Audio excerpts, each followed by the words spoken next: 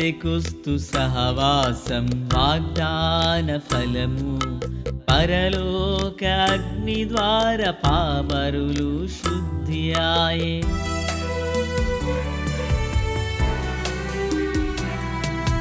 Pentecost సహవాసం వాగ్దాన ఫలము పరలోక అగ్ని ద్వార పామరులు శుద్ధియాయ్. పేతురు సందేశం ప్రజలకేమో రక్షణ ప్రవహించే శుభవార్త పరిశుద్ధులచే. పేతురు సందేశం ప్రజలకేమో రక్షణ ప్రవహించే శుభవార్త పరిశుద్ధులచే.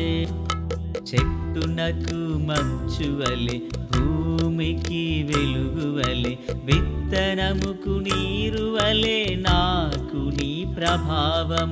చెట్టునకు మంచువలె భూమికి వెలుగువలె విత్తనముకు నీరువలె నాకు నీ ప్రభావము. అవసరమయ్యా అభిషేకించు, నాకు అవసరమయ్యా నన్ను అభిషేకించు, నీ ఆత్మతో నింపు, పరిశుద్ధ పరచుము. పరిశుద్ధాత్ముడా నన్ను శుద్ధీకరించుము, నా ప్రియ శుద్ధాత్ముడా. ప్రభు అయినటువంటి యేసుక్రీస్తు వారి పరిశుద్ధమైన నామంలో తండ్రి అయిన దేవాది దేవునికి నిత్యము స్తుతియు స్తోత్రములు మహిమయు ఘనతయు ప్రభావములు యుగయుగములు ప్రభునకే చెల్లునుగాక. ఆత్మీయులారా, బాగున్నారు కదా? మరోసారి ఇలాగున కలిసి ప్రభును స్తుతించే కృపను దేవుడు మనకు అనుగ్రహించున్నారు. దయగలిగిన ఆయన ఆత్మచేత సమభూమి గల దేశమున ప్రభువు మనలను నడిపించునుగాక. నేటి దినాన పునరుత్థాన ఆదివారం. అందరం గడిచిన వారము దినాలలో ప్రభు మనల్ని కాచి కాపాడినందులకు గాను కృతజ్ఞతా హృదయంతో ప్రభు సన్నిధానాన నిలిచి ప్రభును గొప్ప చేసే సమయం ఆసన్నమైనది. కనుక ఇంకెందుకు ఆలస్యం, త్వరితగతిని సిద్ధపడి పిల్లరా, దావీదు అంటున్నాడు, యెహోవా మందిరమునకు వెళ్ళుదుమని జనులు నాతో అనినప్పుడు నేను సంతోషించితినంటున్నాడు. అట్టి సంతోషం చేత దేవుడు మనలందరినీ నడిపించులాగున మనల్ని మనం సిద్ధపరచుకుందాం. నేటి దిన వాక్య ధ్యానం కొరకైన భాగం ఆదికాండం 25వ అధ్యాయం 49వ అధ్యాయం 25, 26 వచనాలు. క్రింద దాగియున్న అగాధ జలముల దీవెనలతోనూ సమస్త దీవెనలతోనూ గర్భముల దీవెనలతోనూ నిన్ను దీవించు సర్వశక్తుని దీవెనలను అతని బాహుబలము దిట్టపరచబడును. ప్రార్థన. తండ్రి దేవా స్తోత్రం. వాక్యం అందరి హృదయాల్లో ఫలభరితం చేసి మేలుతో నింపి నడిపించండి. రాకడ కొరకు రాజ్యం కొరకు సిద్ధం చేయండి. యేసు నామమున ఆమేన్. ప్రియులారా, మనము మరి యోసేపుని గురించి ఇంకా మనం కంటిన్యూ చేయబోతున్నాం. గడిచిన 2 సందేశాలలో అనగా శుక్ర శనివారపు వారాలలో యోసేపు ఫలించడు కొమ్మ అని, శ్రమల్లో నిలిచున్నాడని దేవుని వాక్యంలో నుంచి మనము విన్నాం. ఆ ఫలించడు కొమ్మ శ్రమల్లో ఓర్చుకుని హింసలను సహించి వేదనలను భరించి విశ్వాసాన్ని కాపాడుకున్న ఆ కారణం చేత తాను పొందినటువంటి దీవెనలు ఎలా ఉన్నాయో ఇక్కడ చూద్దాం. క్రింద దాగి ఉన్న అగాధ జలముల దీవెనలతోనూ సమస్త దీవెనలతోనూ గర్భముల దీవెనలతోనూ నిన్ను దీవించు సర్వశక్తుని దీవెనలతోనూ అతని బాహుబలము దిట్టపరచబడును. ఆమేన్. ప్రియులారా, యోసేపు మీద సాధారణమైన దీవెనలు కాదు తన తండ్రి ప్రకటించుచున్నది, చెప్పసఖ్యము కానటువంటి దీవెనలు అని మనము గ్రహించాలి. నేను పర్యాయ భాష చదువుతున్నా. నీకు సహాయం చేసే నీ తండ్రి యొక్క దేవుని వల్ల, నిన్ను దీవించే అమిత శక్తిగల దేవుని వల్ల అయింది. ఆయన నీకు పరము నుంచి వచ్చే ఆశీస్సులను క్రింద దాగి ఉన్న అగాధ ఆశీస్సులు, జలగాధ ఆశీస్సులను, అంత మాత్రమే కాదు, స్థానాల, గర్భాల ఆశీస్సులను అనుగ్రహిస్తాడు. నీ తండ్రి పొందిన ఆశీస్సులు నిత్యమైన పర్వతాలంత ఎత్తుగా, పిల్లల వినాలి, నీ తండ్రి పొందిన ఆశీస్సులు నిత్యమైన పర్వతాలంత ఎత్తుగా ఉన్నవి. అవి నా పూర్వీకుల ఆశీస్సుల కంటే గొప్పవి. ఈ ఆశీస్సులు యోసేపు తల మీద అతని అన్నదమ్ములలో ప్రత్యేకమైన అతని నడినెత్తి మీద ఉంటాయి. ప్రియులారా, శ్రమలు ఓర్చుకున్న వ్యక్తికి ఎన్ని దీవెనలు ఉంటాయో ఈ భాగం మనకు కళ్ళకు కట్టినట్లుగా చూపిస్తుంది. యోసేపు శ్రమలలో నిలిచిన కారణాన, యోసేపు శ్రమలను సహించిన కారణాన అతడు పొందిన ఉన్నతమైన మేళ్ళు, ఆశీర్వాదాలు చెప్పసఖ్యము కానంతగా ఉన్నాయి. ఈ రోజుల్లో ఉన్న భక్తి చేస్తున్న వారిని కూడా ప్రభువు అలాగుననే ఆశీర్వదించాలని ఆశిస్తున్నారు, దీవెనలతో నింపాలని కోరుతున్నారు. అయితే పిల్లరా, ప్రజలు దీవెన కోరుకుంటున్నారు కానీ దేవుడు ఆశించినంతగా వారు అనుభవించలేకపోతున్నారు.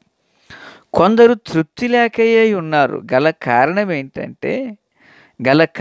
ఏంటంటే పిల్లరా, ప్రభువు యోసేపులో చూడగలిగిన భక్తి నేటి దినాన ప్రజల్లో చూడలేకపోతున్నాడు. నాలో, నీలో, మనలో ప్రభువు ఆశించే భక్తి, ప్రభువు కోరుచున్నది సత్యం ప్రజల్లో ప్రభువు కోరినంతగా కనిపించలేకపోతుంది. ఆత్మీయులారా, ఎప్పుడైతే ఒక వ్యక్తి ప్రభువు కోరిన దైవికమైన శ్రేష్టమైన భక్తిని చేయగలుగుతాడో, ప్రభువు వాని కొరకు సిద్ధపరిచినటువంటి ఉన్నతమైన ఉద్దేశాలు మరియు ఆశీర్వాదాలు ఆ వ్యక్తి జీవితంలో ప్రభువు నెరవేర్పులోకి తెస్తాడు. కనుక ప్రతి వ్యక్తి తనకు నచ్చినట్లుగా కాకుండా ప్రభువు మెచ్చిన భక్తి మనం చేయాలి. మనకు నచ్చినట్లుగా ఏవేవో చేస్తాం, అయితే అది నీ వరకు, నా వరకు మాత్రమే పరిమితం. ప్రియులారా, కానీ ప్రభువు మెచ్చిన భక్తి ఒకటి ఉంది. యోసేపులో అది పుష్కలంగా కనిపిస్తుంది. యోసేపు దానిని తనకంటే భక్తిని ఎక్కువగా ఇష్టపడ్డాడు. ఆయన ఆత్మీయులారా, క్రీస్తునందు నాకు అత్యంత సన్నిహితులారా, తన జీవితంలో శ్రమలు వచ్చినప్పుడు నా బ్రతికిలా అయిపోయిందని అనలేదు. అతడు ఏమన్నాడు? 45వ అధ్యాయం ఆదికాండం 7వ వచనంలో, ప్రాణముతో కాపాడుటకును దేవుడు మీకు ముందుగా నన్ను పంపించిన అన్నాడు. అంటే శ్రమల్లోకి అతడు వెళ్ళడానికి కారణం నా కర్మ ఎలా కాలిపోయింది అనలేదు, దేవుడు నన్ను ఎలా పంపిస్తున్నాడు అంటూ ప్రతి శ్రమలో కూడా ప్రభువును గుర్తు చేసుకుంటూ వచ్చాడు. మరి మాటలు వినిచిన ఆత్మీయులారా, నీ జీవితంలో శ్రమల గుండా నువ్వు నడిపించబడుతున్నప్పుడు నువ్వు దేవుని తలంచుచున్నావా, లేకపోతే నా బ్రతికిలా అయిపోయిందంటూ బాధపడుతున్నావా? 45:5 ఆదికాండం, అయినను నేను ఇక్కడికి వచ్చినట్లు మీరు నన్ను అమ్మివేసినందుకు దుఃఖపడకుడి, అది మీకు సంతాపము పుట్టింపనీయకుడి, ప్రాణరక్షణ కొరకు దేవుడు మీకు ముందుగా నన్ను పంపెను. అబ్బా, ఎంత విశ్వాసాన్ని వెల్లడి చేస్తున్నాడండి యోసేపు! ఎంత గొప్పగా ఆయన మాట్లాడుతున్నాడు!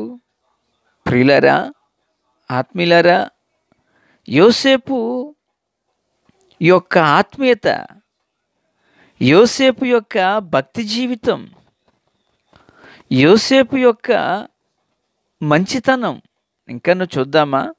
47వ అధ్యాయం 12, మరియు యోసేపు తన తండ్రిని, తన సహోదరులను, తన తండ్రి కుటుంబపు వారందరినీ వారి వారి పిల్లల చొప్పున వారికి ఆహారం ఇచ్చి సంరక్షిస్తున్నాడు. దేవుని మనస్సెరిగిన వాడు.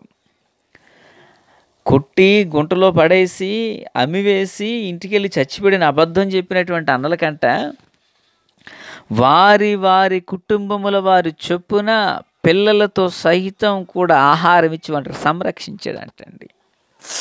అదండి దైవభక్తి కలిగిన లక్షణం. ప్రియులరా, అదండి ప్రభు కోరిన భక్తి. అదండి ప్రభు కోరినటువంటి శ్రేష్టమైనటువంటి మంచి మనసు. ఇలాగున తను ద్వేషించిన వారికి కూడా ఆహారం ఇచ్చి వారు పోషిస్తున్నాడంటే ఈ మాట చెప్పతగదు, చెప్పుటకు నేను యోగ్యుడను కాను, చెప్పరాదు, కానీ పలుకుతున్న ఏంట మాట అంటే, ఐగుప్తు దేశంలో యాకోబు యొక్క కుటుంబాన్ని కాపాడడానికి మనుష్య రూపంలో వచ్చిన దేవుడు యోసేపు వాళ్ళకి.